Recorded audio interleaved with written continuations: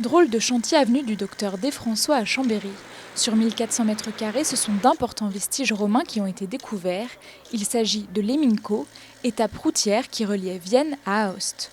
Son emplacement n'était jusque-là pas encore connu. C'est donc un site qui s'organise autour d'un carrefour routier. On a deux voies antiques qui se croisent sur le site.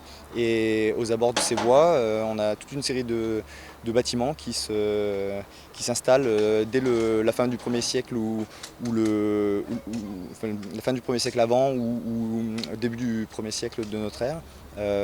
Et qui va ce site va se développer jusqu'au tout début du 5e siècle, entraînant une accumulation sédimentaire importante.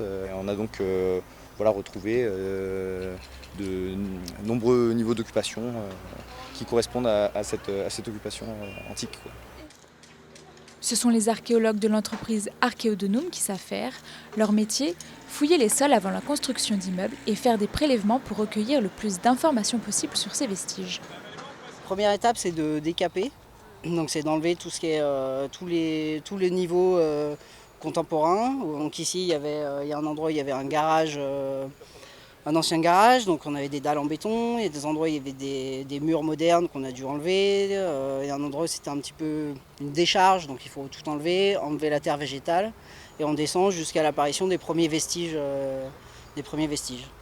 Donc ici il y avait quelques vestiges médiévaux mais qui en a très peu, donc on est assez rapidement arrivé sur les niveaux antiques et le niveau de voie notamment qui a été le premier indice. Parce qu'on a vraiment une image un peu complète d'un îlot urbanisé antique, donc c'est pas très fréquent en archéologie préventive d'avoir cette chance-là, d'avoir quelque chose d'assez complet, une image un peu complète.